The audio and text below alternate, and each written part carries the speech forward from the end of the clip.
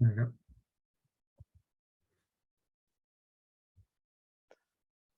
All right. So let's see. Any public comment for the Conservation Commission meeting today? Nothing from me, Reed. Thanks, Reed. Are we due for an update from you in an upcoming meeting on what's happening at the Winooski Valley Park District? Well, you heard from them in September, I think it was. Yep. And there That's right. hasn't been a whole lot Okay. that's happened since then. Okay. I'm happy to report if something really interesting happens. All right. Sounds good. Thanks, Reed. All right. Eric, I Yep. just had I just wanted to mention that I had a successful invasive cutting day at Catamount with the Scouts. And someone that Terry sent me a list of friends of the Catamount Community Forest, Alfred, who was there helping out with cutting buckthorn and honeysuckle. And the Scouts actually are old enough that they brought their electric chainsaws, which was a little scary for me, but I just gave their parents to them in a group, and they did a good job. No ambulances involved. No. Good. Thank How you. much? How much? How much invasive? How much buckthorn did you end up pulling out? Well, we cut, I'm not sure how many trees, but with the electric chainsaws, it didn't take them long. And we did cut stump treatment with glyphosate. So I put people together in groups where one person had glyphosate, another person was cutting, another person was helping in some way or another, pulling out branches, and they actually whipped through those buckthorn like crazy. Yep. What area did you work in, Laura? Ethan suggested the fields as you go through the gate on either side. Practically everything growing in those fields is buckthorn or honeysuckle. So there's still some honeysuckle left. They were quite the thing to tackle because they're old. So we'll have to get back there. Great, thank you. Awesome. Demonstration project. Good as to know it's well. not too late to do that with the buckthorn blasters. I still need to get to that here in my house. Eric, it's the perfect time, fall. Is it? Okay, good. Yeah, and the buckthorn that on hold the on their leaves longer than other trees, so Yeah. you can still identify them and they're still sucking juice down. Yeah, that's right. Seems like Yep. there's been no really cold weather here for the last couple of weeks. It's been pretty mild. It has. Yes, we had one frost a few days ago, but light enough that it didn't do a lot. Slowed a few things down. All right. Any other public comments? Okay. Let's turn to our next the minutes. That's what's up next. Sorry, skipping ahead here. Minutes from October 19th. And Simon is sharing those on the screen. Thank you, Simon. Any comments on the minutes?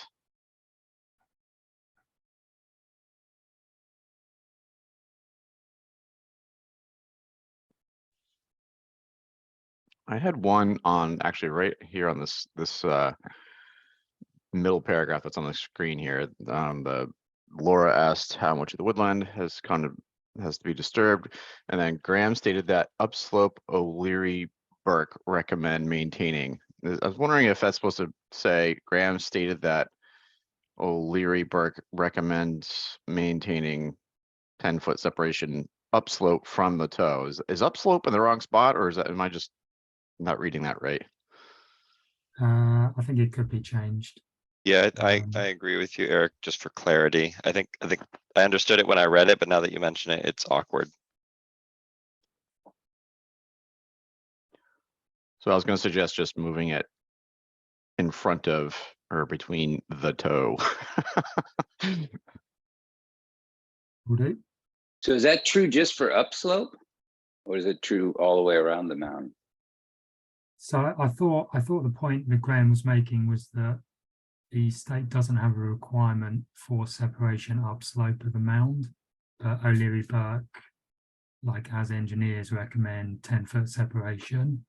and then downslope, the state does require 25-foot separation. Oh,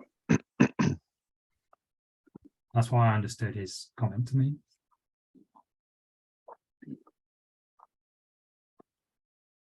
That's my All right. memory too, Simon.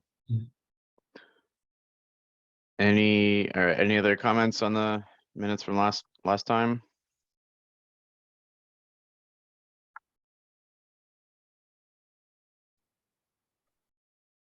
I make a motion to approve the minutes as amended.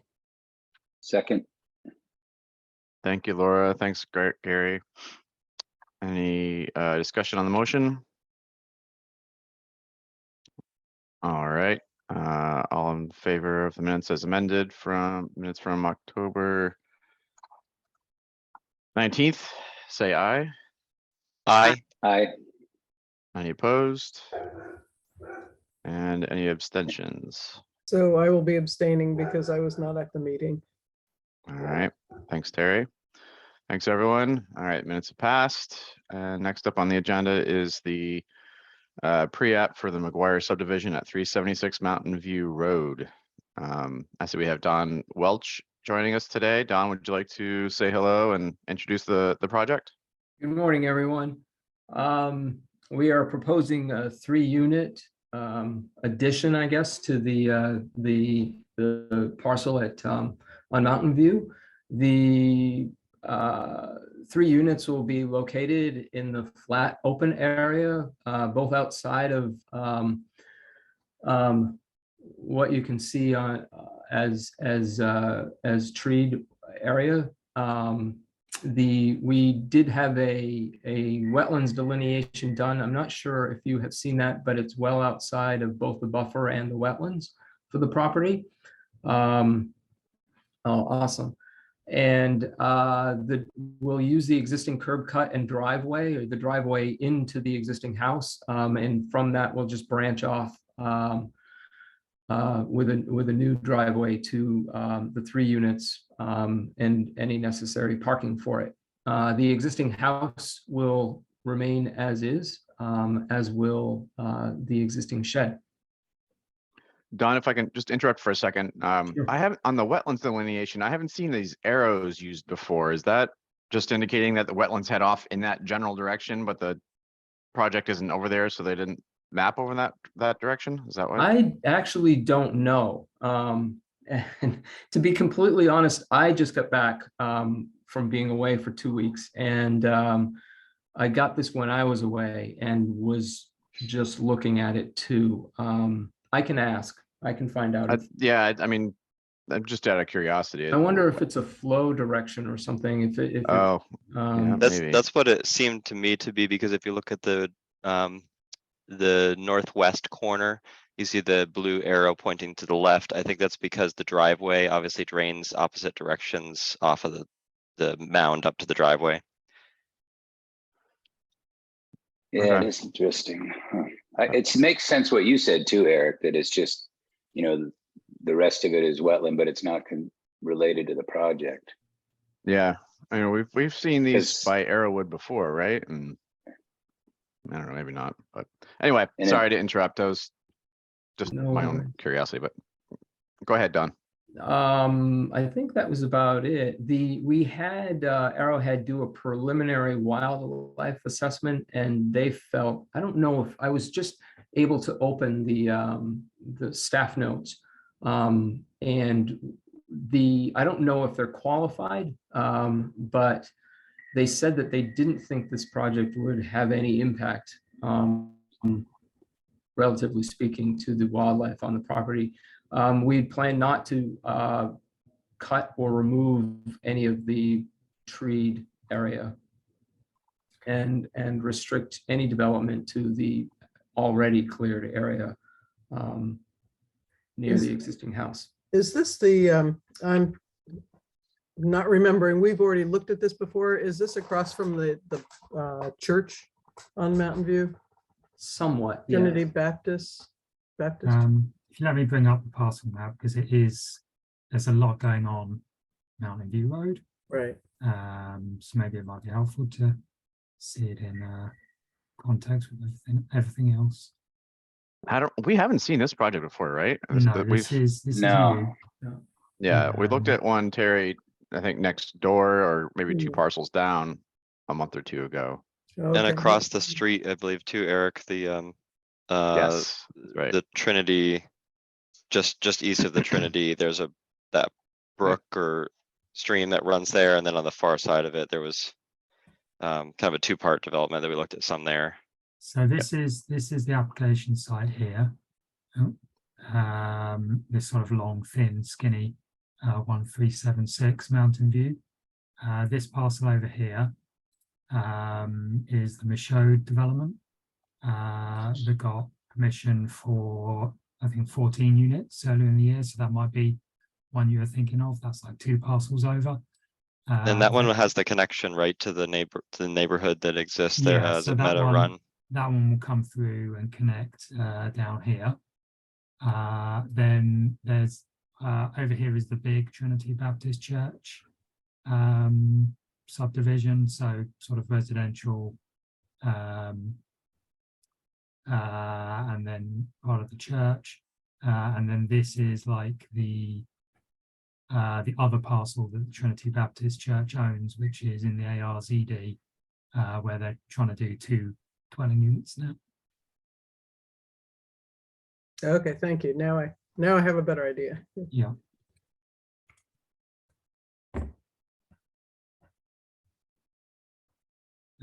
So All right, so Simon, do you mind cruising through the findings and recommendations? yeah.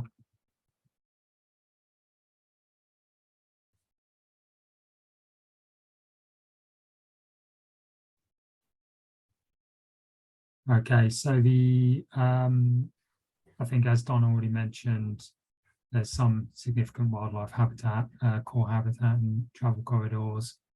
There's a unique natural community partially on the site. It's also secondary middle ground in the view shed. It does have the wetlands, which we looked at previously there. You can see them here. So the findings are, it's in the RZD, so there's no quantitative requirement for open space, but certainly the wetlands will need to be identified as open space on the discretionary permit stage, and we would normally expect the sort of the wildlife habitat areas to be included in that as well. It's designated as a low priority for conservation on the prioritization map. There's no desired trails on the property or adjoining it. It is within significant wildlife habitat area, although as Don pointed out, they're developing in the cleared area around the existing property. It's within a unique natural community, but again, it looks like they are developing just to the north of that to stay out of it. It's got the secondary middle ground view shed. So there's actually quite a lot going on here, but the happily the conservation areas have the courtesy to all line up with each other. So they are overlapping. It's a sort of low risk development for erosion control. There's class 2 wetlands and an unnamed stream. And then we don't have any rare, threatened, endangered species, farmlands, or special flood hazard areas. So the recommendations are for an HDA, prepared by a qualified biologist, and that should just include an assessment to make sure to allow you guys to make a recommendation to the DRB that there's no impact on the significant resources of the unique natural area. It sounds like Don's already progressing that, and with Arrowwood, got to show the wetlands on the site plan. We've already got the wetlands delineation, so that needs to be transposed onto the site plan. Can't encroach into the watershed protection buffers, and those got to be demarcated on the site plan and then on the ground in some manner to prevent future disturbance. We should be providing open space as part of the development, which will include, must include the wetlands and should include the wildlife habitat areas and unique natural communities. And then we just need the completed checklist for erosion control. Do we, excuse me, do we know what, as we scroll up to the findings, do we know what endangered species or plant was identified on that parcel? So there's no endangered species. It Right. was Threatened, I guess. I don't know if it's threatened. I think it's just I think, well, I guess everything's threatened.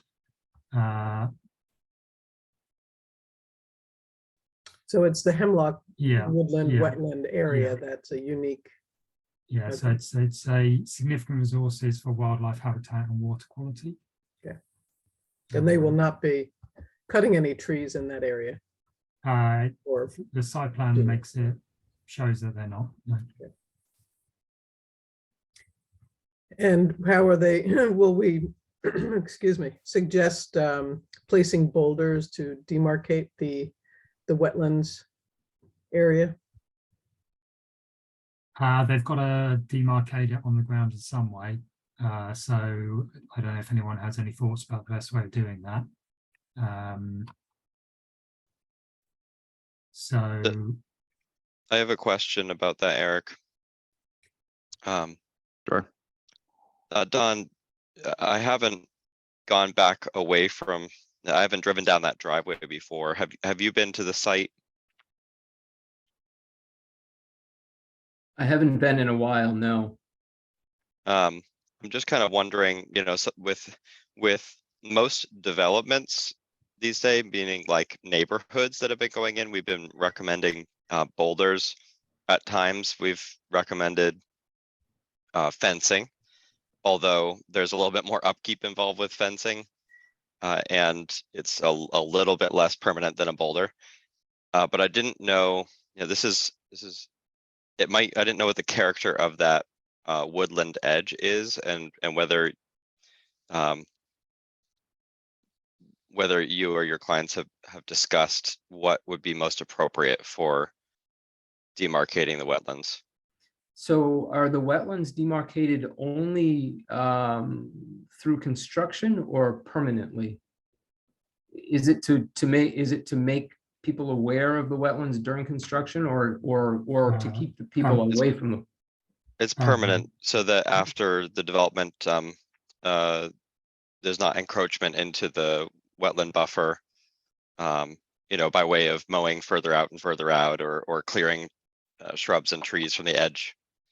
So it's a permanent demarcation on the ground so that folks can see it.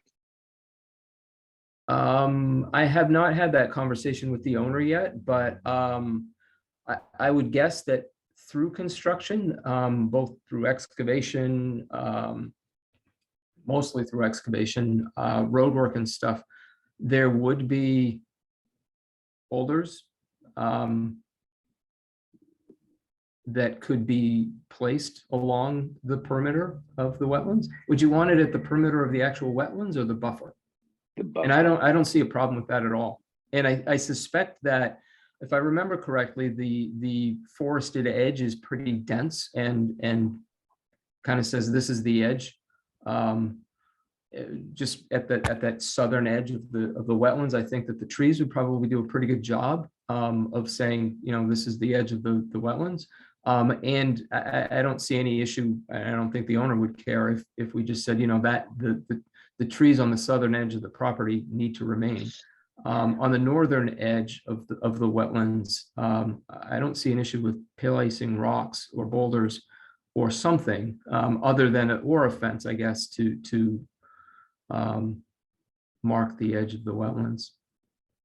I suppose in some ways it'd be, I mean, the boulders could be in some ways less aesthetically pleasing than a fence. Right, depends on your taste and also Yeah. the nature of the parcel. So I Yeah, guess my recommendation is, one, I want to make sure that you guys are talking about that, Don, and Eric and Simon, my recommendation would be not to specify a material at this stage, and just to allow staff to work with them on what's appropriate based on the aesthetic of kind of this being different than a whole neighborhood going in.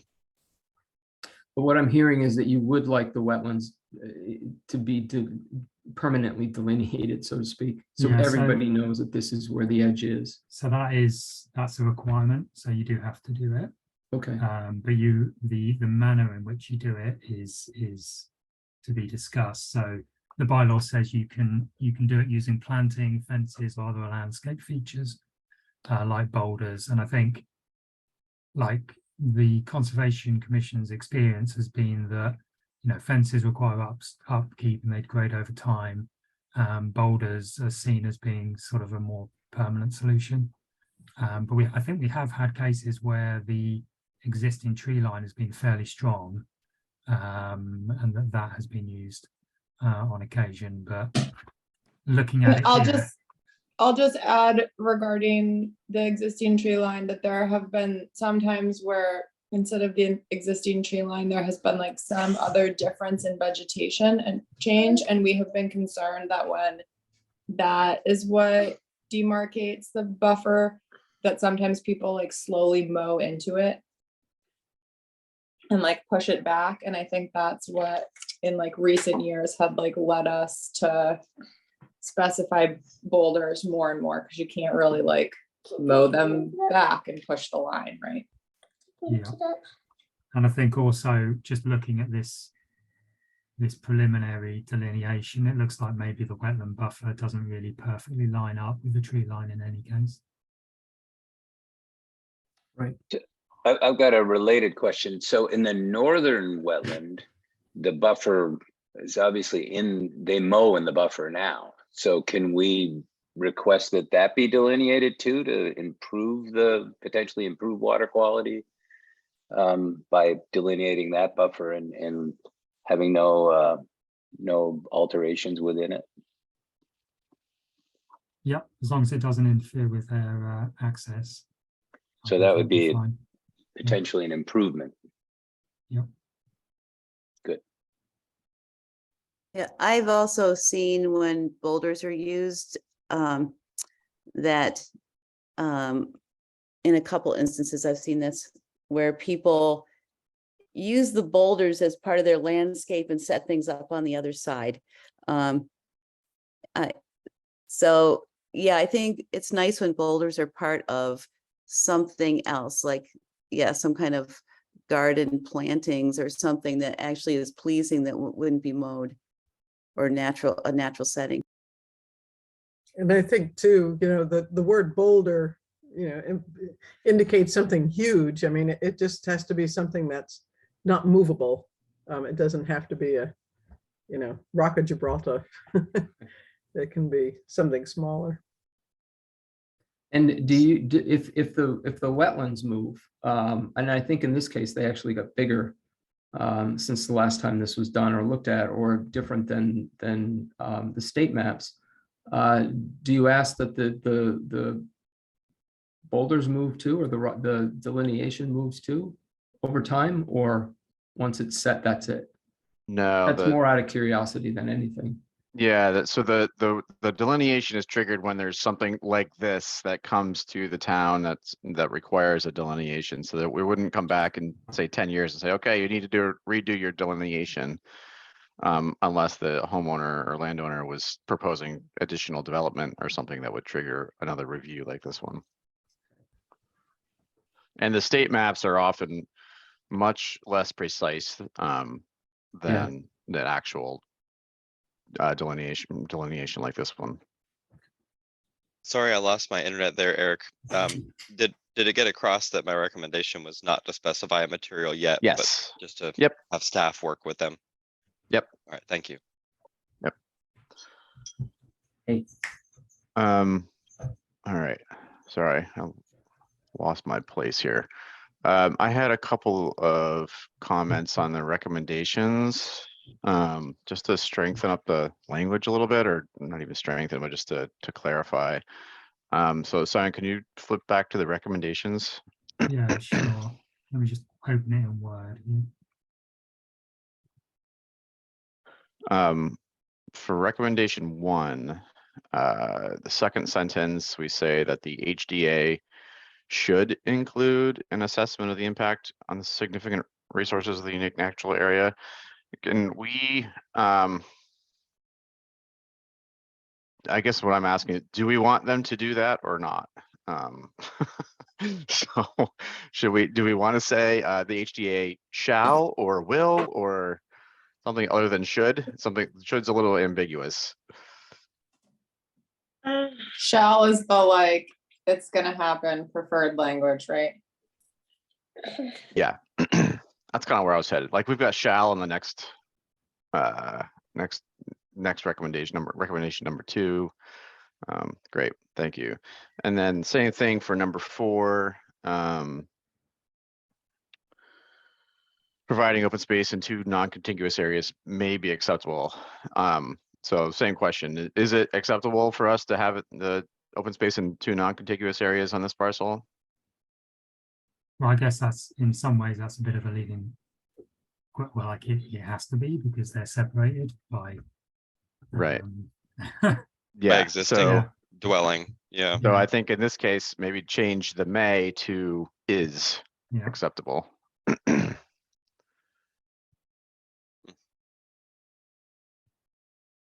And then Okay. No, number, this is, oh, go ahead. no, go ahead, Terry. Oh, in number 1, right after HDA, should that be changed to? Yeah, Oh, yep, thank you. that should be. Shall. That shall be changed to shall. Changed. All right, great. Thank you. Anything else on this project?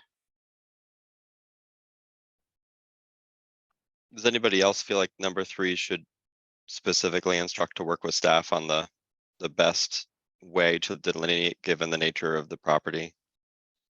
I'm okay with adding that addition. Yeah, that's fine. Remember that this is still going to come through us one more Yep. time. This is the pre-app stage. Yeah, Don, basically I would love to see a proposal of what materials, and it could be different on the northern wetland delineation, wetland area versus the southern one. Just the next time you guys come through, it'd be great to see a proposal of what materials would be used. Okay. And Simon can help you guys if you have questions about what's been used before. Okay.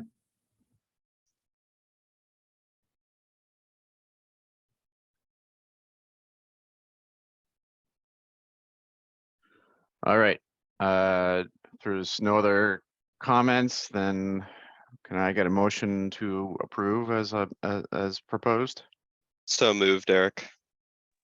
Second. Thank you, Reed. Thank you, Reed. Thank you, Kim. Any discussion on the motion? All right. All in favor of approving the findings and recommendations for this project, please say aye. I, Any opposed? We're gonna go ahead and assume that Gary is an aye on that. Any abstentions? We can list Gary as an abstention. Oh, here he comes. He's running back. He's got his audio on. He can hear me calling him out. I could hear you, but I had it on mute, so I'm an aye. All right. And getting my coffee. Thanks, Gary. All right. It's really important. We need. It coffee. is. I know. I'm empty here already. All right. Okay. Thank you very much, Don, for your time. The motion carries. Awesome. And we'll move that onward in the process. Awesome. Thank you, everyone. Thanks, Don. Have Thank a you, great Don. day. See you soon. You too. Bye. All those in favor of Gary getting his coffee, say Yes. I'm gonna go refill my cup. Be right back. All right. So that gets us to trapping policy. 1 minute early. Excellent. Coffee refill time, anyone? Okay, so this is coming back around again. I understand we need to finalize this and move onward with it. So Simon's put this back on the agenda. The draft policy is available in the link in the agenda. And so we basically had, looking at it, we had a couple of additions that we were working on. But we need to wrap this up and send it on to, who's next? The select board for approval? Is that the next step for this? Yes, that's what the town manager would like to get in front of them. Okay. So All right. I put up like some of the background, because this has been going on for a while, just so everyone can have a flick through and just remind themselves of the evolution of this. So I don't know if everyone's That was had really chance, helpful, Simon. Thank you. to look at it, but it seemed to have started back in, I think, late December 2020, when someone saw a coyote trapped on 2020? That long ago? During COVID. Yeah, it's Boxing Day 2020 was the date. What's Right. Boxing Day? You're confusing us over here. Day after Christmas. You're right. They found Isn't that a day we play lots of football? I think that's the only thing I know about it. So Get there in was the coyote rain. trapped on town land, which was an illegal trap set without our permission. So that generated a petition. The town manager asked the select board to look at it, who asked eventually Conservation Commission to develop a policy, which is sort of where we are now. Just a couple of reminders that Vermont law doesn't allow us to sort of ban trapping or regulate the type of traps used through an ordinance that is regulated by the Department of Fish and Wildlife. Anyone setting a trap on someone else's land needs the permission of that landowner, whether it's posted or not.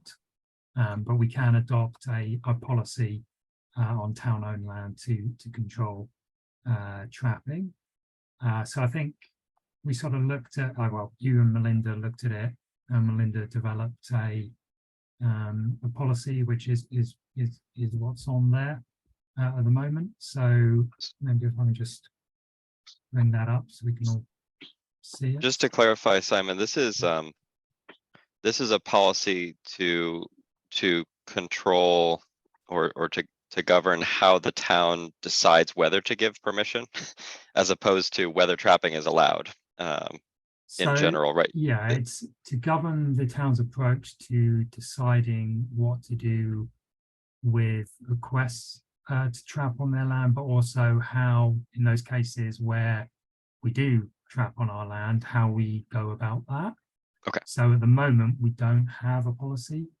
So in effect, that means that in the unlikely, well, speaking with Melinda and Bruce, no one's ever asked us to trap on our land that they're aware of.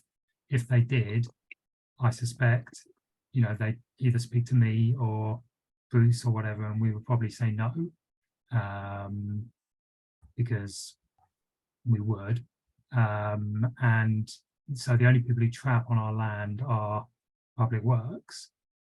So this is essentially, to my mind, just it's almost like formalizing the status quo. That's what it reads to me like. So I can bring up the policy. And it brings a little bit more visibility to the public that, hey, if you've been thinking about, or if you have been trapping without permission on town land, there's now a policy in place. It's documented. Yeah. That's not going to be permitted. Acceptable. Yeah. Well, yeah, we're not going to grant you permission to recreationally trap on our land. So the policy sort of states what its purpose is: to prohibit non-essential trapping, but allow for protection of critical infrastructure. And it's a policy to sort of guide our internal decision-making process. So I think there's two main definitions there are the essential trapping, which is managing a threat to public safety, managing a threat to property or infrastructure, and then wildlife research and monitoring. And then non-essential trapping is everything else. So, and then Simon, you say Public Works would do the trapping. It wouldn't actually be Public Works. Well, They yeah, would so it'd hire. I don't think Public Works have any certified trappers on staff. Right. So they would hire someone, and speaking with Bruce, there's not a huge amount of choice for licensed trappers available to us. He told me it's sort of 1 or 2 people who they work with, and generally the same person. So we will be permitting trapping on town land under the direction of town staff, where it's essential to protect our infrastructure or public safety is threatened. And then we'd also potentially allow it for research and monitoring purposes, but I think in reality, anyone proposing to do that would probably have to come before you guys to explain why it's necessary. I think the select board would probably rely on a recommendation from you in order to permit that. So there's a bit about the general procedures. So we one of the things the policy does allow us is to articulate that we will be using the best management for trapping, which specify the types of traps used and sort of circumstances in which case trapping is undertaken to do it in the most effective and humane methods. The trapper does need to provide us with a proof of license and certificate of insurance. They will need to provide the town staff, that is, with an accurate location of the traps. Notify us if we do capture something that's not what we were intending to capture. Simon, could you blow that up? That there's on the sidebar, there's little, yeah, there we go. So this is the policy as you looked at it, well, as we previously drafted, I think.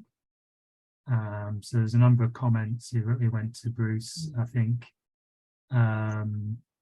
There's a few comments that Bruce has made, mainly to do with providing, I think at one point the draft had in it that we needed to provide GIS coordinates for the trap, and I think it was more appropriate that they notify us of the location. There was a requirement to display sort of signage at the entrance to the town property whilst they were trapping, which Public Works felt would lead to people either disrupting or stealing the traps based on their experience where it has happened. In terms of management, there was a request that because you need to have completed the approved education course to get a license, the license should be what required as well as certificate of insurance. I think those were Bruce's main comments. Yeah, and then you can see Melinda's response to Bruce's comment about the location, the trapper providing the location of the traps. That was our concern, is if the trapper disappears for whatever reason and the traps are still out there, we need to be able to find them so that they're not a liability to the town. Yeah.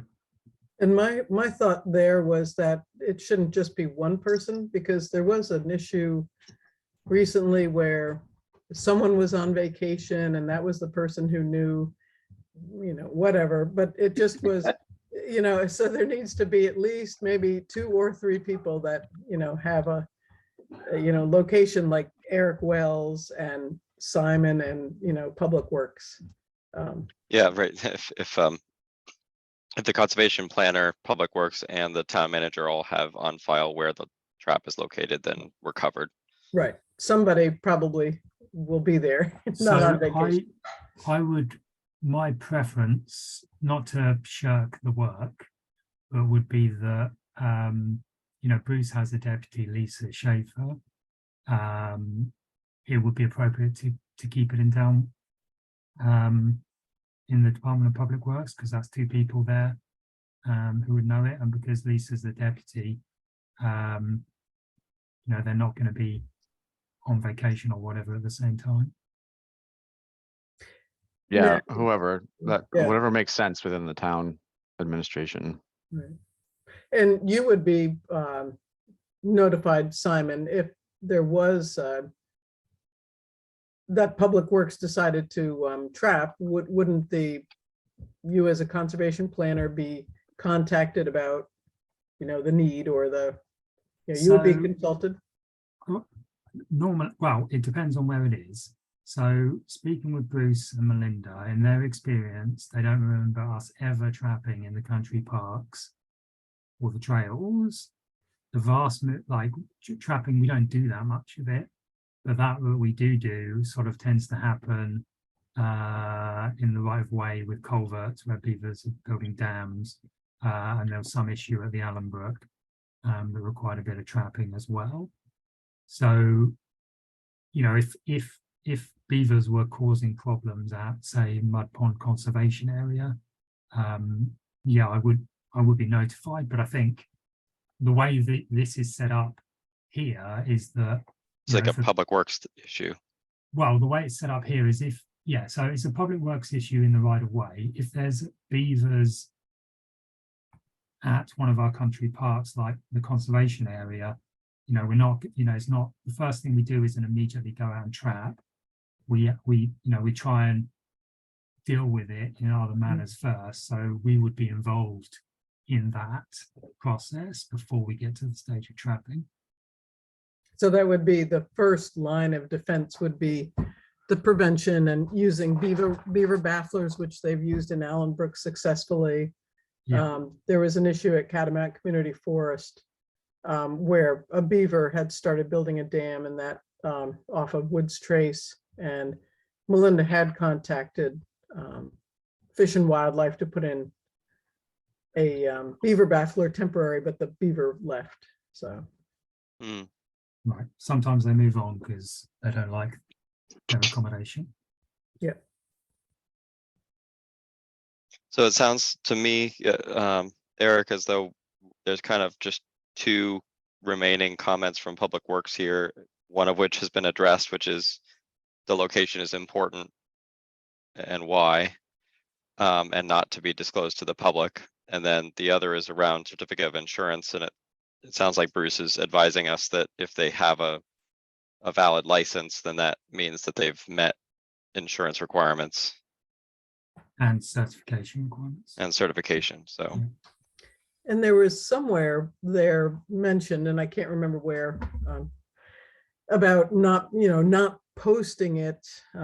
We're posting it about not having dogs running loose and being potentially on a walk to be caught. But we were also concerned about people and children, Yeah. right? Because Yeah. kids definitely run around. So that's, I'm still a little, on the fence there, is that there should be something posted if there is a trap in the area, that there should be some acknowledgement to the average person just walking for a walk with their dog or their child or themselves, that there potentially could be a trap.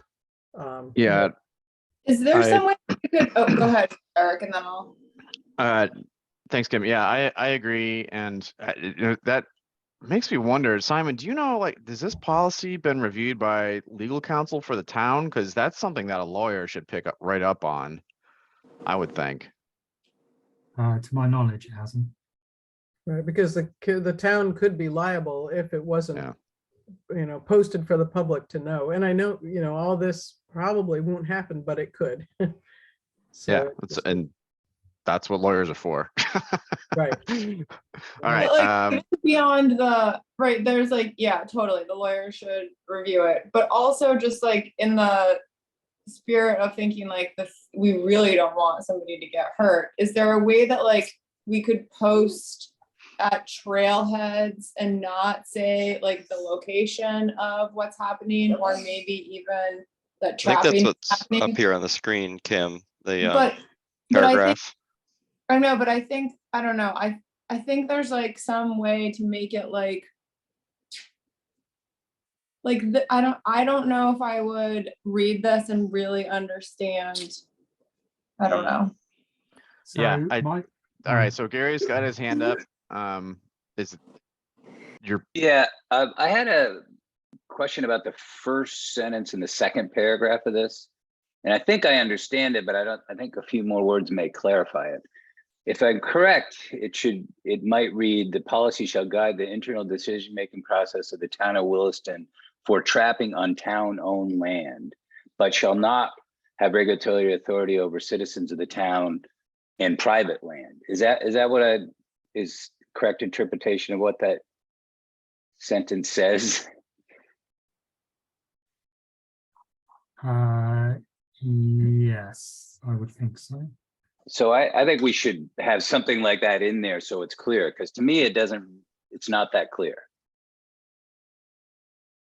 Okay, just to clarify, we're not regulating someone's private. What's that, Simon? I didn't We're hear. not regulating someone's private property. Correct. So we're trying to use this policy to govern our decision-making process on town-owned land, but will not, guide any authority over private land. Right. Yes. Okay. So I think that could be clarified. Yes, I agree. Thanks, Gary. The citizens of the town is a little bit Yeah, ambiguous. yeah. Okay, thank you. Yep. Maybe there should be, if there's such a big issue with the, not putting a sign up and not say, maybe just saying this trail is temporarily closed if there was trapping. I know Bruce was so adamant about, the traps being stolen and disclosed. Maybe it would be that. So just as a reminder, Yeah. In Bruce and Melinda's experience, we have never set a trap on our country parks. We don't But have that- any critical infrastructure there. If beavers do set up, the traps are going to be like the last line of defense. So I And is think that- the situation that led us to be concerned about dogs and children was that was the Allen Brook Nature Trail and the Yeah. history of beavers there, and knowing that if ever there was going to be this situation, it would not be surprising if it were there, and that's highly used by kiddos. Right, and I do think that there was someone did find a trap on the Allen Brook, which was near where people would be walking. I think that was one reason that this was brought up as well. I'd also want to know, how often are traps stolen? No, yeah. My guess is it's not very often. So that might be something to ask a trapper about, and maybe they'd be willing to take the chance of their trap being stolen if they get to trap in certain areas. That's part of the price they may have to pay. Reed? Yeah, in the version that was in the meeting materials, Simon, there was a comment. The comment about the signage from Bruce was that it seemed as though if we required putting up a sign, it could make it harder to get that the traps could be stolen, that it could cause more trouble than help. And it seemed to me that Public Works could just have a single sign already made up that says trapping in this area, trapping is taking place in this area. Whatever the message is. And it doesn't have to be a hassle for whoever we're contracting with to trap. Use at So- your own risk or whatever. Yeah. It doesn't have to disclose or- where the trap is. Yeah, it's not like we're children gonna and put a, pets beware. yeah, it's not like we're gonna put a flashing neon sign with an arrow pointing directly to the trap in the middle of the woods. Right. Yeah, Trap we're gonna here. think about this is where people are coming from most likely. There should be some sign as you enter that area saying, hey, there's trapping in this area right now, which is unusual. Yep. So please, please keep pets and children, on trails or with you. Yep. Yeah. So I felt like, it would take it would take 1 day's work for Public Works to have a sign created and put it in their arsenal of equipment. And then we may never use it, but it could come in as a major safety benefit for the town if we ever needed it. Yep. And again, I think I encourage the town to run this one by the legal counsel too. Laura? Yeah, I also wanted to mention that if you put signage up at every single property, what that's doing is, it's saying that trapping is prohibited except by authorized agents of the town, but it says nothing about the fact that most of the trails that we walk on have easements through private land where trapping is taking place. Or possibly could be, yeah. Yeah, that we keep running into this issue of like the fact that trails go through private land and people don't know that, and they don't understand the implication in terms of hunting, trapping, and also impacts to private land. Yeah, I would just scratch that idea, as I think we've all just been discussing, and have that single sign ready to be used. Yeah. Yep. All right. How are we feeling about this? Any I'm additional curious whether comments? Simon has any pushback about striking the signage posted at the properties. So that was inserted there by Melinda as a compromise between the requirements to sign that the Conservation Commission was interested in, and Public Works Okay. requirement that we not sign.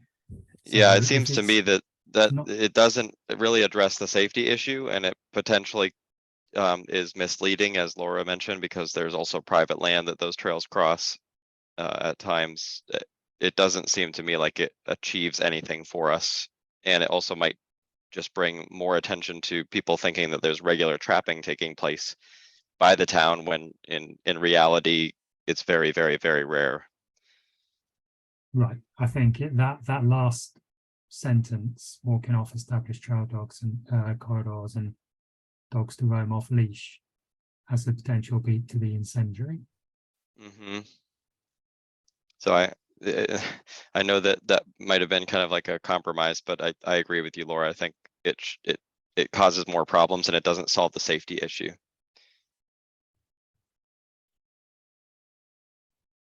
Yeah, I say agree. it should say signage shall be posted at an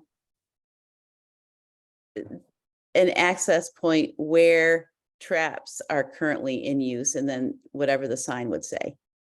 Should we say all access points of where trapping is currently in use? Like thinking that like there might be, right, like if it was like Allen Brook, then there's probably like one at an access point is like sufficient, but recognizing that like some places people enter from multiple locations. I don't know.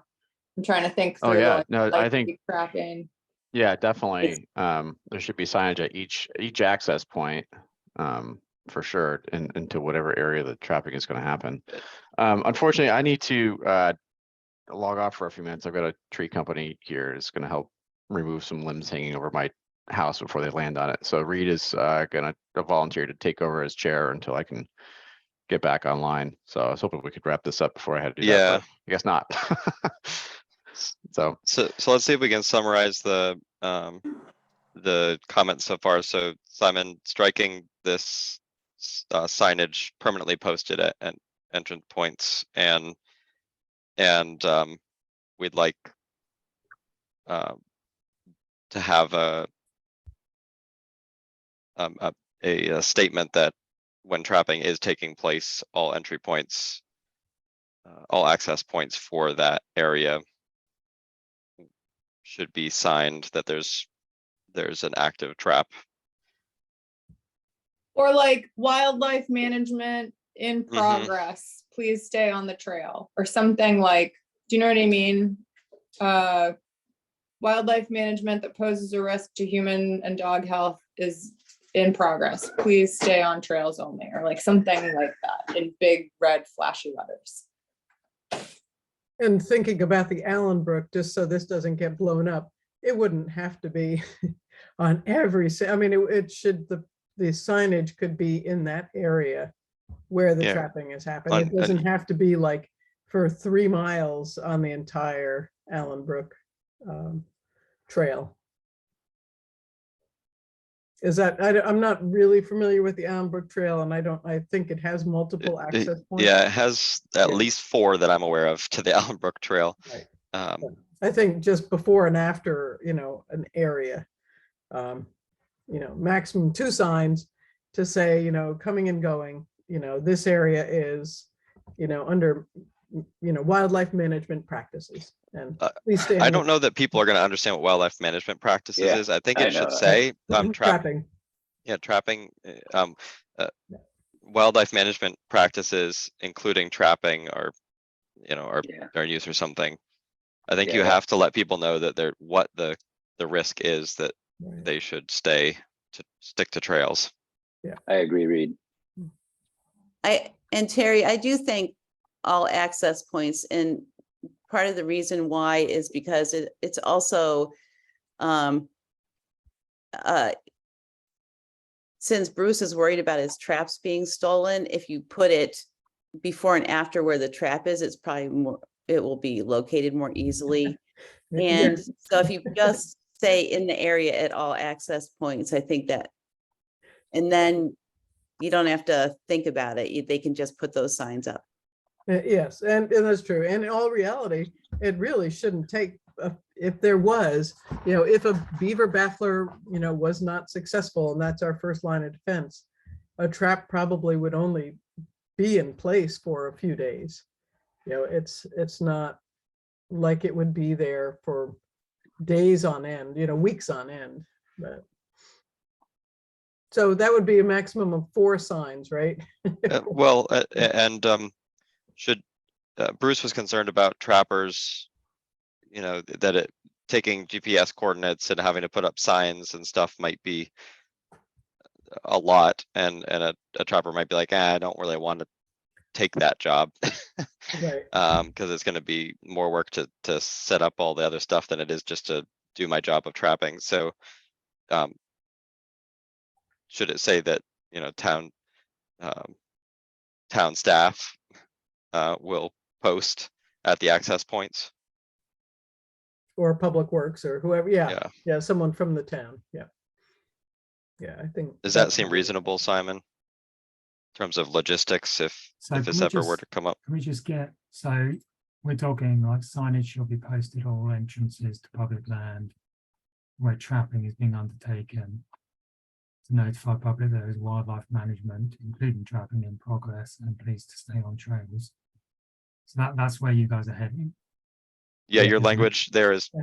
better than what I said and what what we were Yeah. throwing out there. That's Perfect. great. Yeah. Okay, That's so that great. that would go in there. So like next steps, we've got to take this to the select board. Yep. I'm not going to take a policy to select board that Public Works won't implement. Yep. And they won't implement this with that. I know that Bruce is adamant about this. It will jeopardize their ability to contract with trappers. There aren't many out there, and we have to maintain our critical infrastructure.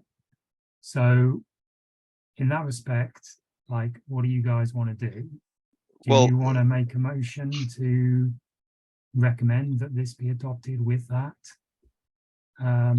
With that amendment, or So the previous version that Bruce was not on board with, I mean, we haven't been in those conversations. I almost Yeah. wonder, do we need to have Bruce come to a meeting and we can have a conversation about it? Because, I don't know what conversations Melinda and Bruce had about it, or you and Bruce had about it, but to me, if we say that the town will provide signage and post it at the access points, there's no extra work for the trapper. Their job is to show that they have a license and place a trap and monitor it. I know it adds extra work for town staff, but again, we're not talking about something that happens once, twice, 3 Yeah. times a year. It's something that we don't know if it ever even will happen somewhere that there are trails. And so I want to have a conversation with Bruce about it and come up with a reasonable way to, one of the main purposes of this policy is to address public safety. And if we don't post that there's trapping taking place, we're not addressing the public safety. I think that's right on. And I think we can say that like the majority of the concerns that were raised by the public that led us to look at this were like concerns about pets getting ensnared in traps. Right. And so like if we frame it in the way of like people are walking their dogs in these areas, I'm sure you can all hear Ellie singing. We don't feel like we've addressed the concerns that came in. It doesn't like address the like cats running around off, you know, obviously people aren't walking cats, but can we frame it to Bruce in the context of like, these were the emails that we got, however long ago that was.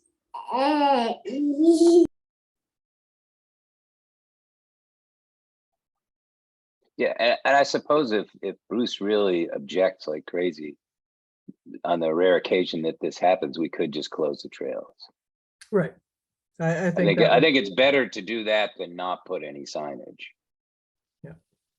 And it's the same amount of work to post that the trail is closed versus Sure. posting as trapping. Yeah. So it's just like, Yeah, I don't And see the downside to posting. yeah, I agree. You know, And who would do the nobody- posting? Yeah, and if you close the trail, people are still going to use it too. And I'm curious, I would like to, you know, have the Fish and Wildlife chime in about, I think there's a lot of trappers.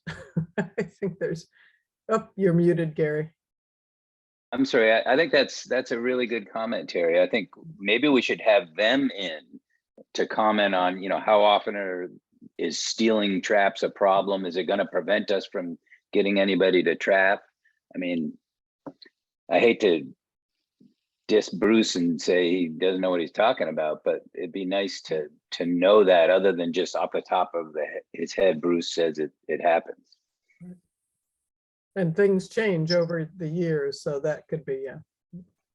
So I know this isn't the happy path, Simon. We were hoping to finalize this and send it to the select board, but I think the message from the commission, it seems to be unanimous. I heard from Kim, Terry, yeah, everybody was chiming in that one of the main purposes is public safety, and we don't feel like without some sort of posting that trapping is taking place or that the trails are closed, it doesn't address that. And it's a sign, it's not posting it on Front Porch Forum or the Observer, or, you know, it's just a sign at the location. So we can either have Bruce come and have a conversation, or if you want to bring that to Bruce, Simon, or whatever you recommend in terms of, you know, working it out between staff, but. I'll see what Bruce says. Yeah, because if he wants to come I along. totally understand. You That'd be don't want to helpful. pass line to select board that Bruce isn't going to implement. So, Yeah. you know, we have to come to an agreement, but I think Bruce also works for the select board for the town, right? And so if Eric and the select board say, you know, if the purpose is addressing public safety and the Conservation Commission feels very strongly this is the way to do that, and they agree, then Bruce has to fall in line. That's just the way it is. Related to that, I want to make sure that Eric's comment about the attorney like gets wrapped into included in this, because just as Reed was summarizing, like if there's like some, you know, legal requirement or like risk mitigation that the attorney feels is prudent, like that's also like, we just have to do that, right? Like that's just the way it is.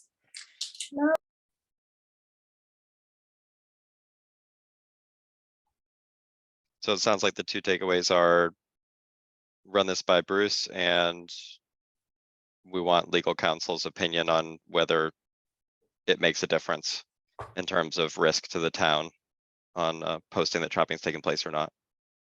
Okay. And I would welcome Bruce to come and have a conversation, because I feel like playing telephone is a challenge.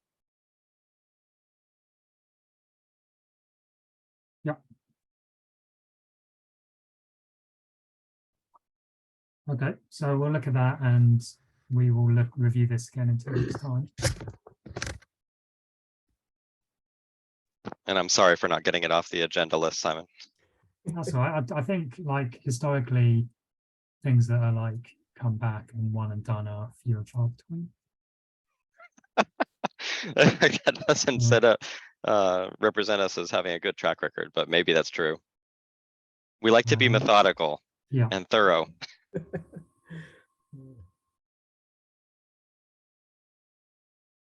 All Okay, right, what's next? So this was the forestry grant update. Oh, yes. We're just going to talk about that again, and I definitely need a volunteer for the advisory committee for the Glazer parcel. So I know Eric was interested and was one of, I think there are 3 potential volunteers for the Glazer Yeah, I think parcel. Gary, Eric, and I had all expressed interest. Yeah. That doesn't mean that, Terry, Laura, and Kim, if you guys have developed interest and want to throw your hat in, we can have a conversation about that. But perhaps since Eric had to step away for a minute, we should talk about the grant first, and that way potentially he can be back for the Glazer discussion.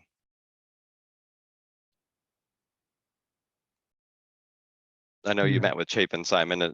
What's the what can we do to support this? So I was going to start. I was going to start looking at the grant and actually writing it. It's not that arduous. I think we talked to I talked to Chapin rather. So we do have that tree survey. I don't know if anyone had a chance to look at it. It's got sort of 1,300 trees across our various parks, cemeteries, and Maple Tree Place, and 5 of our subdivisions. So I think, speaking with Chapin, sort of the best course of action was to try and establish what our current baseline is with what trees we have, where they are, and what condition they're in, and what maintenance they need, to develop a list of sort of actionable maintenance items and start getting some sort of community capacity to undertake tree works with volunteer citizens. So I think the way we thought potentially to do it, I know there was some discussion about whether or not we'd be able to get student assistance. Yeah, I learned a little bit about that. I don't know if you talked with Jess, Kim, but I talked to her briefly, and the class she teaches on forest health and tree health, it does not have a lab. So there really isn't an opportunity for students to get out in the field to do that. So, I mean, we discussed a better way might be to have, some trained interns for a summer or something, 1 or 2 of them, to complete this survey of the health of the street trees. I did write her an email and yeah, so yeah. However, I do think that I could bring my students over for a day or 2 days, and I could build it into my semester as long as it was on a Tuesday, Thursday, and we had like predetermined when the days were going to be so that I could build it into the syllabus. The thing that I'll say about my students is that they have varying background in tree ID. And so like some of them have taken dendrology and have taken forest ecology, and some of them have not. And so my sense is like, if we had, one thing that I wrote in an email to Jess was like, even if we just identified, and it wouldn't have to be from her class, but like a couple great students that could help with tree ID in the case, or if we could have Ethan out in the case that I don't have any, like, I mean, we could Or what wait about the until- master naturalist, Laura? Could we on those days, could we get some of the master naturalists to come out and work with the students? So you have a little bit, more people who can help with some of that mentoring on ID. Right. I mean, in some ways it's nice because Ash have that like really telltale bark, but just someone, if students are like, is this the tree? Is this the right tree? Do I think I'm looking at the right thing? Or like waiting till leaf out, or like, yeah, I think a master naturalist would be great. Yeah, I mean, there are about 350 of them now. And whenever I send out a message like that, there are always a couple that get right back and say, yeah, I'd help with that. Yeah. It just seems like it might be a cool partnership too for the students to have some of those master naturalists to meet them and work for a day with them. So Kim, what time of year would your students do this? I mean, I could put it in a spring syllabus. I just think it would be better if it was like later in the spring. Yeah, I was thinking it's better with leaf out, following leaf out. It's just easier for tree ID. Yeah, if you had like late April, early May. Right. If we want to do it in the fall, that's also possible. But it's just like my fall classes are even more like pure social science, and I think we would have like less of a chance of having. Plus, scheduling anything with Ethan would be a lot easier to do in April than it would be this fall. Yeah. Okay. So he's pretty busy. Yeah. Then let's say like, yeah, April, maybe like a couple days in April. Yeah. I mean, I could help out then too, probably. Yeah, for something like this, I would take a day off from work and work with the kids as well. Yeah, I could be there as well. Yeah. So it sounds like we can muster some mentors for the day, Kim. Great. And then one other question I had was like, do we need the capacity to like GPS into the tree? We know the location. What would we be doing in terms of like indicating this one is in bad condition, this one is in good condition? Would I need to have everybody we have GPS units. Do I need to like tell the faculty, hey, I claimed them on these days? That's what I'm getting at. Yeah, that's a good point. I think that it would be important to have individual trees identified so we know which ones to go back to for the arborist or whoever ends up helping correct the issues on the trees. So is a GPS accurate enough for that, Kim, to get back to an individual tree, even if they're only 20, 30 feet apart? Well, it's a good question. Like in my mind, I'm like, ooh, it would be cool if we have like the GIS minor, if I had kids in my class that were also in the GIS minor, and like a product could be like a layer. Ellie's making decisions about what pants to wear today. I wish I was that excited about pants. Yeah. So I guess I have to ask about what we have in terms of units, but or the accuracy of the units that our department has. But in my mind, it's usable for the town if there's like a layer that's like the trees and then information about their current state. Yeah, it seems as though you only really need to take the GPS units for any that need to be revisited for some reason, that are identified as having an issue, right? You otherwise you could just tally somehow, there was a maple, there was an ash that was healthy, there was blah, blah, blah. And then you could take GPS units of anything where there's an issue. Yeah, I agree, Kim, that having a layer on GIS would be awesome. If we had, and I don't know how doable that is to get that information, but it would be nice because then you could literally see the tree from above and be able to pick it out more easily, proximity to driveways or whatever. And even have that be involved with a spreadsheet that has information about the tree and its health. Do you think maybe the state of Vermont would have some of those units available, like they have game cameras and things like that? Yeah. I think the flyovers on those should be done. I don't know how recent they are, whether they would. So I talked with with Jarlath about a similar question like a couple years ago, to just be like, how reasonable is it to be able to like identify species from aerial imagery? And I don't know if this is what you were getting at, Gary, but his comment was like, it's almost impossible to do it with Yeah. street trees because the morphology is so weird outside of competition.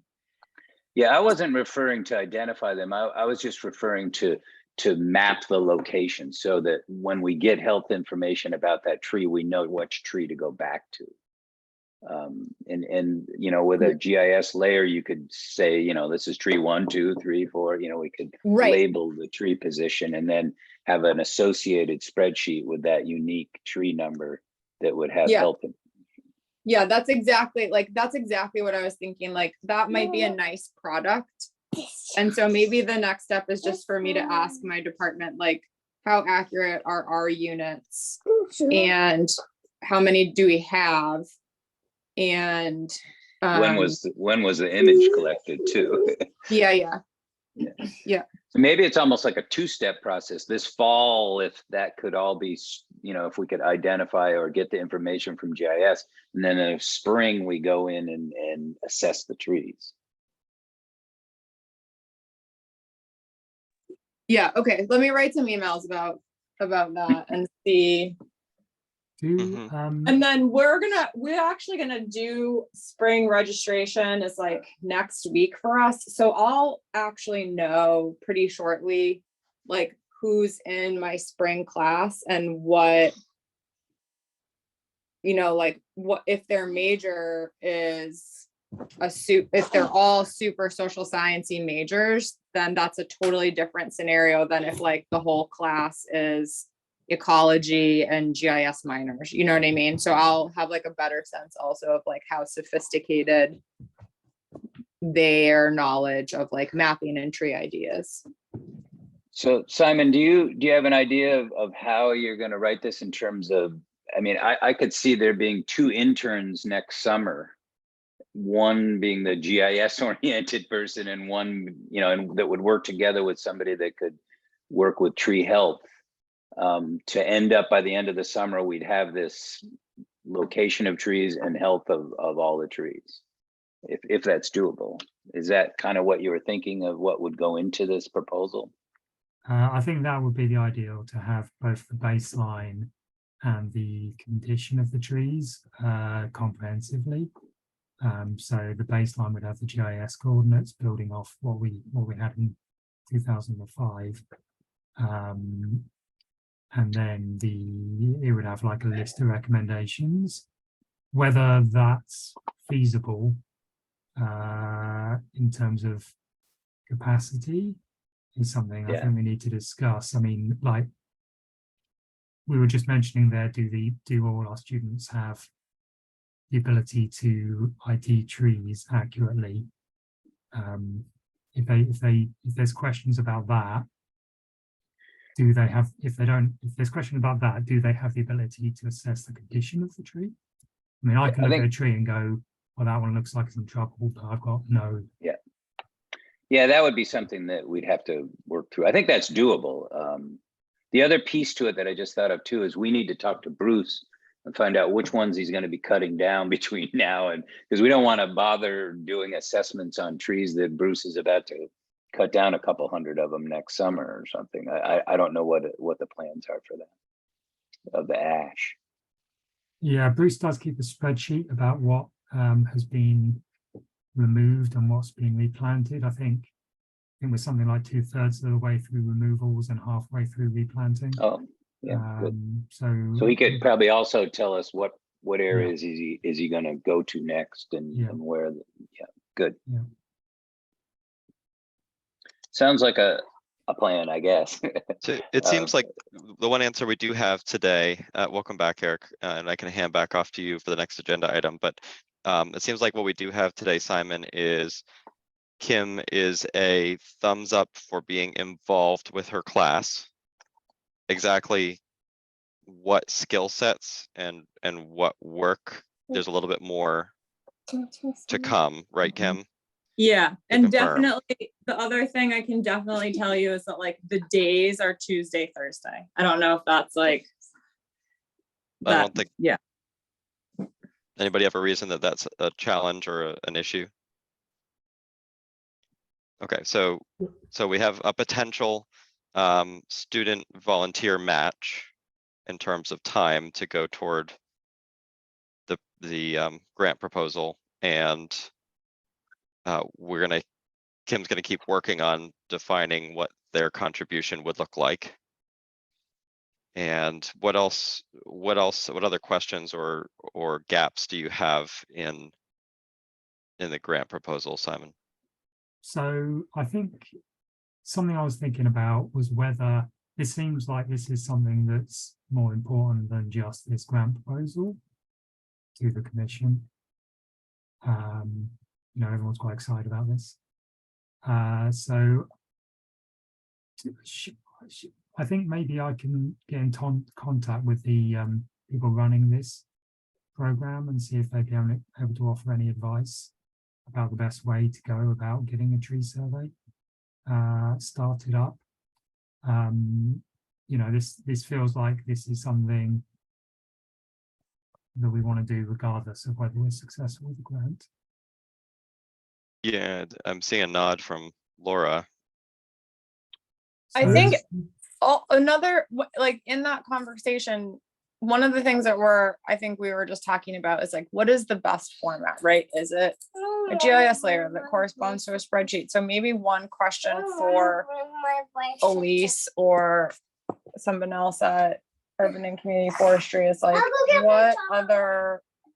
what format has worked for other towns to keep an inventory and update it regularly and use it on the, like, what is the most useful that you've seen for towns? Is it like, maybe I'm wrong, maybe it's not a GIS layer. That's just in my head what I think seems the most usable, but maybe there's like some other way to like keep and use and update information. Because it could even just be a spreadsheet with segments of road, right? It could be Mountain View Road between this intersection and this intersection, and then it's just a list of trees in order. I mean, there's many ways this could be done. Yeah, I think this would be, you know, looking forward, you know, we've been talking about, you know, possibly getting an arborist for the town. This would really be a lot of good information if that ever does happen. I think you're right, Simon. I think that's what Terry just said is why this is seeming like it's energizing the commission, is that it relates to something else we're trying to do, and it gets us closer to having to making that possible and to having specific work to be done in that area.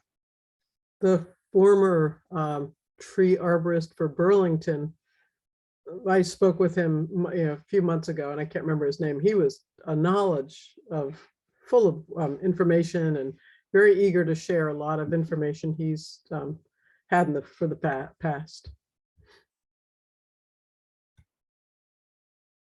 Is that a good stopping place for today, Simon? And Kim can continue to look. What's your timeline for this, for the submission? So it needs to be submitted by December 31st. Okay. So I just need to get started on it so we can review the draft and make sure everything's in good order. I can tell you that my class has 30 seats in it and it needs 10 to run. So if it like helps you to write like 10 to 30 students, that will be the range. It will, I'm going to guess it will be like 15 to 20, but that's like technically the range. Yeah. Okay. Great. All right. Shall we move on to discussing the committee for specific plan for Glazer? Yeah. So last time we talked about the fact that this committee is likely to be called for by the Planning Commission, and it's going to be desirable to have a member from the Conservation Commission on it. Anything else for background you want to provide, Simon? No, we talked about it last time. Yep. All right. Well, Simon, can you just remind me of the meeting times were Thursday evenings for that? Is Yeah, that correct? Thursday, I think, evenings, once or twice a month for probably 2 to 3 months. December, January, February. Yeah, that's the anticipated schedule. Maybe into March.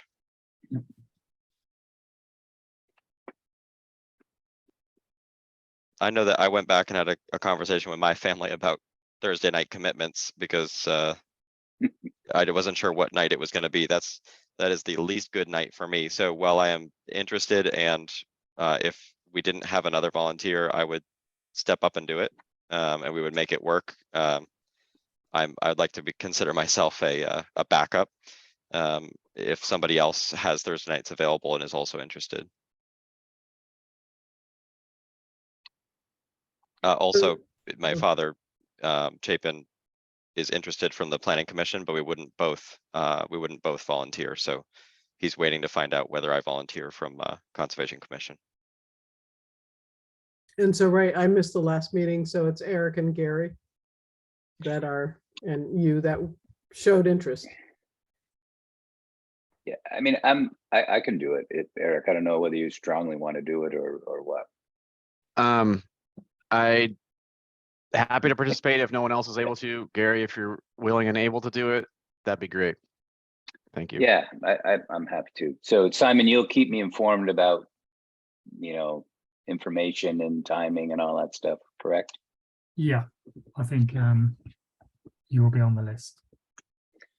Okay, unfortunately, I also have to leave now for this morning. So now that we figured that out, so I'll see you guys later. All right. Thanks, Thank Gary. you. Thank you. Bye-bye.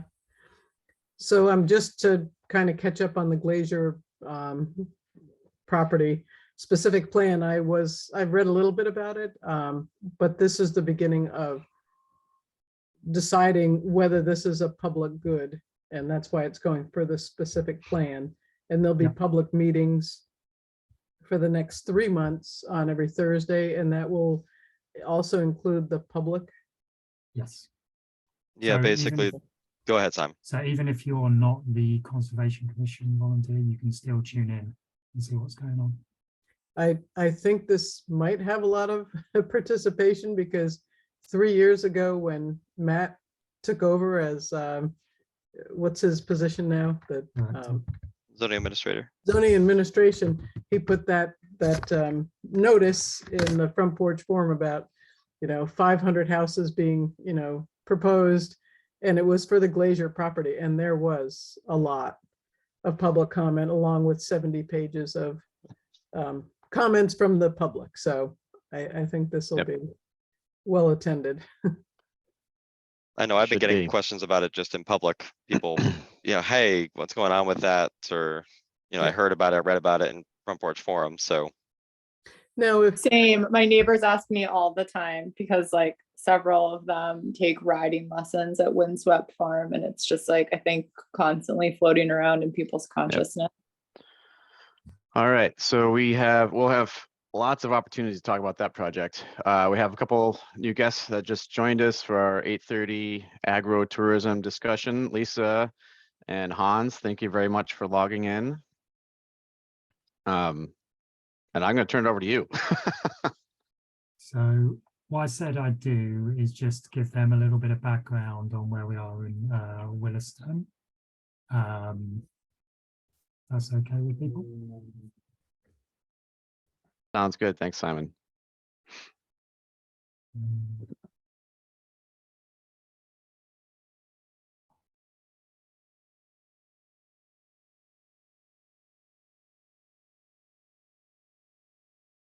So don't expect this every time. This is just to get my notes in one place to actually have a presentation. So Lisa and Hans, this is just a map of Williston, which you're probably vaguely aware of. So here we go. So the Winooski River up here, this is Essex, South Burlington border, the Richmond border, and then Shelburne and Heinsberg and St. George down here. Williston has sort of historically been split into the developed area, which is the blue industrial areas, Taft Corners, the red area, and the sort of yellow residential area. And then we have I-89 running down here. And so the green area is what's known as the agricultural rural residential zoning district. which is an area where we want to conserve as much sort of open land, open space as possible. And as a newcomer, well, not newcomer, but as someone who's newish to Williston, I think, you know, this is something that I think actually being reasonably successful in comparison to a lot of places, sort of defining that extent of built-up area and non-built-up area. So Williston does have a town plan, which we've referenced here. An important bit is to sustain rural landscapes and help find ways for owners of working lands to continue their stewardship. And then one of the tools for that is to make sure that our bylaws permit a permissible range of uses to support people. So historically, despite the town goal, our regulations do only permit a very limited range of uses. So sort of primarily agriculture and forestry, outdoor recreation, low density residential that preserves a lot of open space. And then we do have the adaptive reuse of historic barns provision in there where people can do certain things if they've got a historic barn on the property. We do get inquiries from landowners about diversifying their activities, to hold things like weddings, outdoor festivals, campgrounds, things like that. But unfortunately for them, those are not in our regulations, which I think does cause a certain amount of frustration with rural farmers that their aspirations are not reflected in our bylaws. So we have done a project. Just by way of background, I think we do have some agritourism happening. I think by the Adams Farm in the residential zoning district, and then the Isham family farm. I think they had a historic barn that they converted to quote unquote banqueting facility that allows them to hold weddings, and they do all sorts of things like farmers market, festivals, and loads of other sort of stuff, all developed off the back of their working farm, using the sort of agricultural exemption development review board approvals. So earlier in the year, we did work with some UVM students to explore what an expansion of permitted uses in the ARZD would mean. I think the Conservation Commission sort of thrust of that was to get some feedback about public sentiment about agritourism in general, as well as from landowners and farmers. Williston is a community that's supportive of protecting rural areas from development, but some of the people who live in those rural areas may not want the sort of perceived negative impacts associated with large events. So we did get some students to develop a survey plan, sort of asking people what type of uses they'd support and what concerns they'd have, as well as reaching out to rural landowners, how they use their land, if they've got any interest in agritourism or if they do it, and what the current obstacles are. And the students also gave us some information about how agritourism works in neighbouring towns. So that's where we are. They didn't actually undertake that consultation. The next stage would be to do that. We are looking at updating our town plan starting early next year. So there's a lot of opportunities to work on this. We've also reached out to some aspects of UVM to see if we can get a cohort of students to help us undertake the next stage of consultation. And I think really we're just sort of interested in hearing your perspectives on things and how things are working elsewhere in Vermont, and you know how we can take that forward.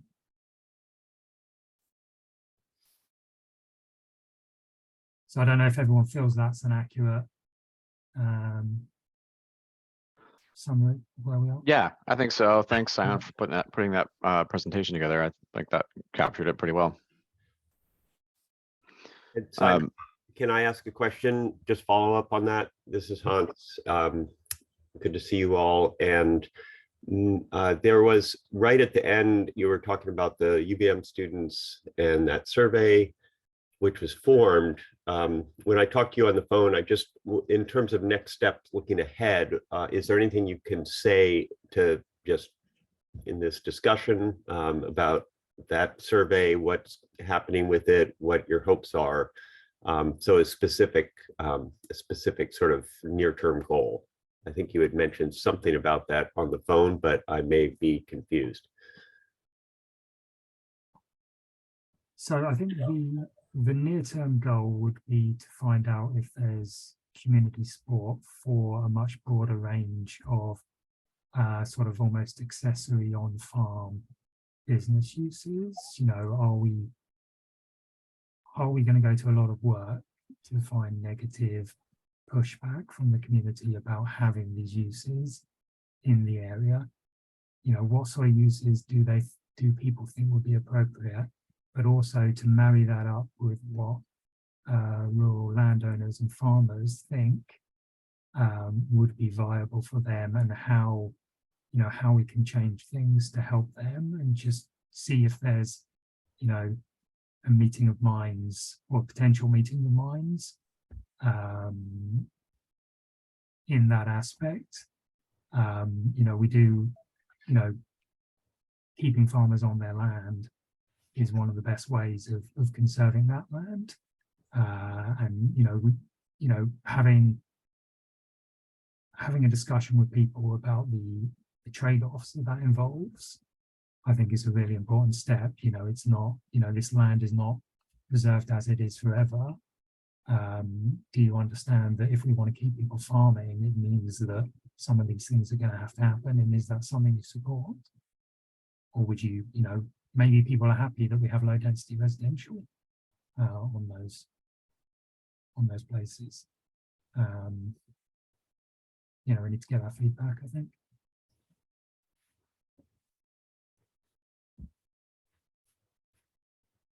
Hi, this is Lisa. Okay to chime in now? Go for it. Okay. Thanks. Yeah. So brief introduction, Lisa Chase. I'm with UVM Extension, Lake Hans. We're both based down in the Brattleboro office, though. So, you know, we both work statewide, but in terms of like having neighbors and, you know, keeping up with the general conversation, I can't say that I'm, you know, totally on top of it in Williston. But I just want to start off by commending you for addressing this proactively. Really excited about this survey that you're going to undertake. I'll be interested. I haven't seen a draft of the survey instrument. I'd be happy to look at it. And also, you know, I'm not sure what your plans are for implementation. Might be if you're continuing to work with that class, you know, it'd be another cohort of students. They might be able to help with the implementation, or it sounds like there's already a lot of interest in these topics. You know, so maybe if you just have an online link, that will do it. At any rate, happy to talk more about that. And I think a lot of towns in Vermont will be looking at Williston to see what you do and how you manage it in a proactive way. You asked about situations in other parts of Vermont. I had sent some information to Simon, especially letting you know about one of the most contentious issues right now is in Woodstock. I'm not sure if you've been following it with Peacefield Farm wanting to put a restaurant, Mangalitsa, on the farm. It started with backlash from the neighbors. So, you know, it'll be interesting to see what you see in your survey. It'll be also interesting to see what happens when a, you know, proposal for an agritourism enterprise is put forward. Who are the people that, you know, that are most opposed? And I think frequently we see a situation where all of a sudden, NIMBY, the neighbors are concerned. And so, I mean, that controversy in Woodstock is still going on. It's a mess. Lawsuits, people have left their jobs, you know, sometimes not by their own decision. It's been a really hard thing for the community. And by and large, you know, there've been petitions.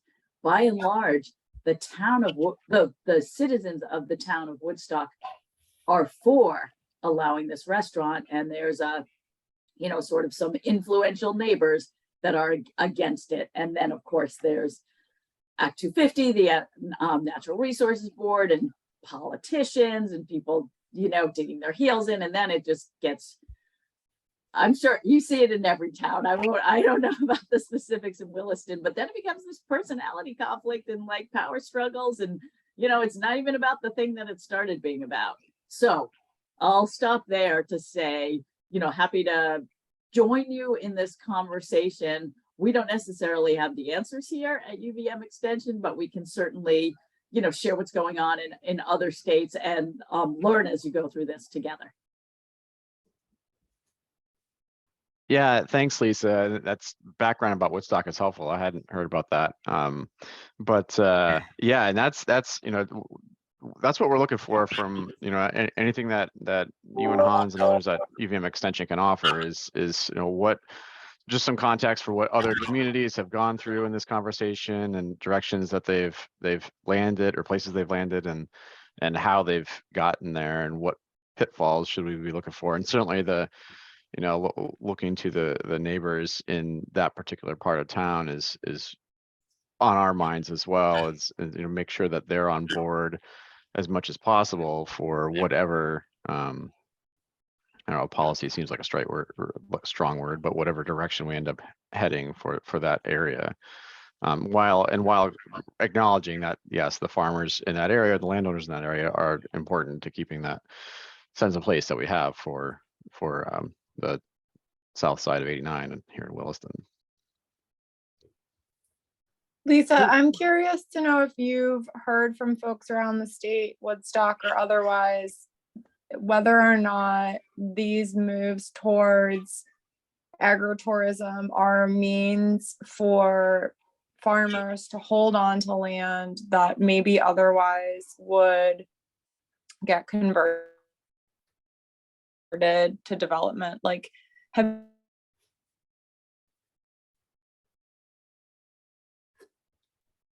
Kim, your internet connection's failing you. Have you seen examples of always?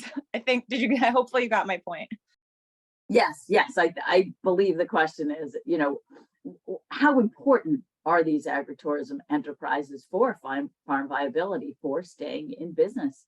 And, you know, it depends on the model, it depends on the specific situation, but I'm going to say in a lot of cases, it makes the difference. You know, especially with, you know, volatile prices in milk and other commodities, having these on-farm experiences and direct sales can make or break whether that farm stays in business in some cases, and especially in the more populated areas, you know, like Williston. They can also serve as, you know, agritourism can also serve as a way of bringing community together and educating the non-farming public and helping them understand what's involved in agriculture. And you know, there has been some good examples of agritourism with the Isham Farm and Adams Farm and the Whitcomb, I think it's Whitcomb Farm, where they, you know, have a little farm stand there with pumpkins and things, and you know, Bread and Butter Farm, which is really successful, and South Burlington or Shelburne. And right now, I think, correct me if I'm wrong, I think right now, Laura's Farm, which UVM did a work at this past year, you know, she's trying to figure it out, and there's some things, stumbling blocks that she ran into, which held her back. But yeah, there could be some other parcels in town that, you know, could really benefit from, you know, some help envisioning. I think you're right. And I think, you know what, I mean, when you look at farms in general, not just in Vermont, but everywhere, the major concerns with opening up to visitors are, you know, sort of the safety and liability issues, because you're taking on a bunch of additional risks by allowing people onto your farm, and the regulations and zoning. So, you know, just speaking of Laura's situation, there are things she might want to do, but, you know, she can't do them, you know, without permission, without the zoning regulations and support of the town and her neighbors. So I think if Williston were to kind of send a message in the town plan, and I don't know how strong a message you want to send, and this is probably part of what your survey is, these, come to us, these types of events, and experiences and direct sales on farms may be okay. We welcome those here in Williston. I think that would actually be an unusual message. Usually farmers are sort of treading that lightly. Oh no, is this allowed? Am I okay? In places that do have zoning and regulation, and that that can hold back the creativity and the opportunities that could be available if they felt like it was a more supportive environment for those types of entrepreneurial enterprises.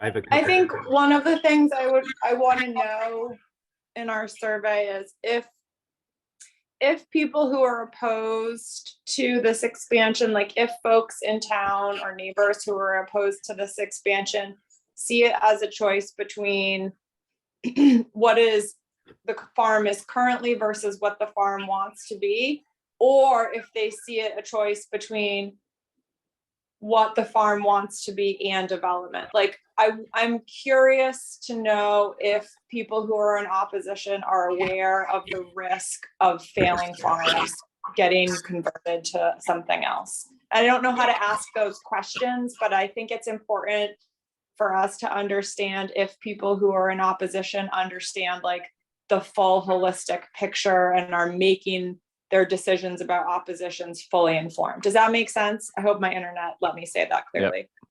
You're good, Kim. And note that Kim is trained in survey development. So to hear her say that is quite a confession, Kim. Hans, were you trying to offer something? Yeah, just a couple of things. Thanks. Thanks, Simon. I got a call from Simon, obviously, and reached out to Lisa. And so thanks for just having us on for a few minutes here. And I think our role at UVM Extension can be to give some support as we can and perspective and information, that kind of thing. We can also hook you folks up potentially with interns or folks from UVM who might be able to implement or help to implement the survey. So that's one thing. The other thing is a bigger follow-up kind of what Kim was saying and also Lisa, that where I'm coming from as I have my background is in conservation stuff and environmental stuff. I graduated from the field naturalist program, but then went into agroecology and working with farms throughout the state on local food access. And what is very clear to me, and is part of what's behind Act 143, is that when we think of farmland and it's in the plan, like farmland that is in the town plan, that is an image that brings to mind, comes up in people's minds. And the farms that, if, do we want viable farms in Williston is a question. And when people think of farm, they're looking at that one of the photos that Simon put up. And that's a farm really that hit its heyday in the 50s. And the markets were pretty good. In 1962, with the bulk tank legislation, was 9 out of 10 farms sold out to bigger farms, and those bigger farms, have become more and more unprofitable. There is, long story short, big changes afoot for what a viable farm is, and I'm not saying anything people don't know. But when you ask people what they want, and you get them together in this survey, it is, we're in a current climate of contention and polarity. And fears come up, and people are going to start argue, as Lisa said, about things that aren't even, the stuff is not even about what it's about. it's about other things. And so where I'm coming from is I think this is a really important. The goal of this should not be some finding out and landing somewhere that is the right place to land. I think the goal should be digging deeper through deliberation and respectful deliberation, and framing the survey to ask those open questions that allow people to express themselves, I think is pretty important. And the survey will also then bring out the most contentious issues where there's a lot of energy, And those issues should be followed up with. So this is, again, a process. I think that having more deeper kind of deliberation community meeting after the survey and getting into this is important. And again, I think this is really not necessarily non-messy work, but it's very important work to get into, not only to do the right thing to steward the land, but to build better connection through the community and in the community, more relationships, more synergy, more tolerance, more opening, more understanding of different points of view. And that, I think, is the most important thing you'll be doing in this process, rather than finding the right solution. So I will be there. I can help stay connected, etc., be a point person to some degree, although I don't have bandwidth to do a lot of work. So I'll end there. Thanks, Hans. That's super helpful and good context. It's important to set the table correctly for the progress, for things to move forward. Reed, did you have a question or a comment? Yeah, and Hans, you kind of just said it. I put my hand up, and then what I was going to say, you spoke to a bit. But for context, we've been going through planning for the growth center in Williston around Taft Corners, and that conversation likewise has largely been arguments about minutia, and I say that carefully because I know that it's not minutia to the people who are making those arguments. But when we think about the bigger picture, the question is, what is going to happen in that space in our town if we don't act proactively? And that piece gets lost a ton. It happened even with extensive public outreach, even with extensive opportunity for public comment, consultants facilitating sessions, people drawing things and talking to each other. It still ended up at the end of the day with indecisiveness to a certain extent from the select board in the face of dissenting views from developers, from community members. And I think it's important to set our goals the way you were saying, Hans, that the biggest win here is if there is a productive conversation that leads to an idea of how to develop a vision for our rural areas, not necessarily developing the vision, but figuring out how do we develop the vision, what are those issues that are going to be contentious, and how do we get people who are potentially going to be roadblocks on board with being part of the conversation. So I think that's all great, and it would be great for us to learn from the Taft Corners experiment over the last 2 years, and apply that learning to what we're doing in a rural area that we sometimes forget to pay attention to because we get fewer requests for development there. A lot of us spend our time primarily on the north side. I know, Tara, you live south, but I do sense in town there's a little bit of like a divide. Like if you live north of the highway, you may not do a lot south of the highway, and you may not understand what it's like to live there or to recreate there as much. So I'm looking forward to this conversation. Thanks, Reed. So we just a minute or two left before we need to wrap up, and I have a hard stop at 9 myself. Next steps for this conversation. Simon, do you have any suggestions? So I think maybe we can look at refining that survey then to make sure it reflects the content of this conversation, and then figure out a way to take it forward. I know we used students in the spring semester 2022, so maybe we could look at doing that again in early 2023. One thing that I put out is who actually administers the survey is also important. And thank you. I would like to look at the survey instrument too. Happy to give feedback. But who brings it out? Who talks to folks? I think it would behoove Williston to, like, the ideal would be to find a UVM college student that is studying this, that is from Williston, knows the town, grew up there, In other words, or have a mix. So it's not like someone gets a knock at the door and there's some UVM student. It's like there's someone who actually can talk to people and make references and comment, etc. Like that relationship building helps draw people out. So a word of mouth, is what I'm getting to. Do we know anyone? Are there folks that are actually at UVM right now who know the area and are also studying this? That would be a real win. So maybe you all, or put the word out or something, and we might be able to find some students as well. Thanks, Hans. Those are good suggestions. We'll have to think about that and who might be the right people to approach. But for the immediate future, though, we can get a copy of the survey to Hans and Lisa to provide some feedback, and then look again, as Hans suggested, look at how we'll roll the survey out to. So I don't know if Simon, where we're at on upcoming meeting agendas and space for that conversation, but we can take a look at that. Yeah. All right. Anything else for today? We're out of time, so I hope not. As I like to say, Thank we can you. give you back 0 minutes. Yep. All right. Thanks, Lisa. Thanks, Hans, for your time. I appreciate it. Bye-bye. All right. Thanks, everyone. Have a good day. Thanks, bye. Bye.